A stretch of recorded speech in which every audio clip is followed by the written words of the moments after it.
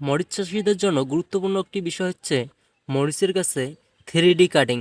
তো আপনারা মরিচের গাছে কিভাবে 3D কাটিং দেবেন ভিডিওর মধ্যে সেটাই আপনাদেরকে আজকে দেখাবো। তো দেখতেছেন আমার এই মরিচ গাছটার মধ্যে অধিক পরিমাণে মরিচের ফলন আছে। মরিচের গাছ রোপণের পর যখন মরিচের গাছের হাইট 8 থেকে 10 ইঞ্চি হবে, তখন মরিচের গাছের মধ্যে এরকম একটা ডাল থাকে।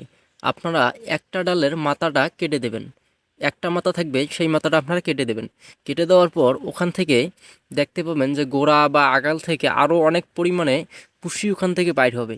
কুশি বাইর হওয়ার পর ওই কুশিটা আপনারা আবার দ্বিতীয়বারের মতো কেটে দেবেন। ধরেন এইটা আমি প্রথমবার কাটার পর, এই ডালটা আমি প্রথমবার কাটছি, কাটার পর এখান থেকে একটা দুইটা তিনটা কুশি বাড়িছে। তিনটা কুশি আবার আমি এখানে একটা দুইটা তিনটা এইভাবে তিনটা কুশি কেটে দেবো, তাহলে ওটা হবে আমার 2G কাটিং। এরপর আমি 3G কাটিং কীভাবে দেবো, 3G কাটিং যখন আমি দেবো তো তার আগে 2G কাটিং দেওয়ার পর আমার আরও অধিক পরিমাণে কুশি বাইর হবে। যেমন দেখতেছেন একটা দুইটা তিনটা চারটা পাঁচটা ছয়টা কুশি বার হবে। এরকমভাবে যত বেশি কাটিং দেবেন, তবে 3G কাটিংয়েই যথেষ্ট, 3G কাটিংয়ের ওপর দেওয়ার প্রয়োজন পড়ে না, তবে আপনারা চাইলেই দিতে পারেন। তো এভাবে যখন আপনারা 3G কাটিং দেবেন, তখন আরও যে ডালপালাগুলো বার হবে ওগুলো আপনারা এভাবে কেটে দেবেন। এভাবে কেটে দেওয়ার পর ওখান থেকে আবার নতুন করে কুশি ছাড়বে, ওই কুশি থেকেই আপনারা ফলন পেতে শুরু করবেন। তো আপনারা যারা মরিচ চাষ করেন তারা অবশ্যই কমপক্ষে মরিচের 3G কাটিং পর্যন্ত দিয়ে থাকবেন। তো ভিউয়ার্স, আমার এই গাছটা মূলত 3G কাটিং সম্পূর্ণ হয়েছে, যার কারণে আপনাদেরকে আমি প্র্যাকটিক্যালি দেখাইতে পাইলাম না, কিন্তু আমি আপনাদের মোটামুটি মনে হয় যথেষ্ট বুঝাইতে পাইতেছি।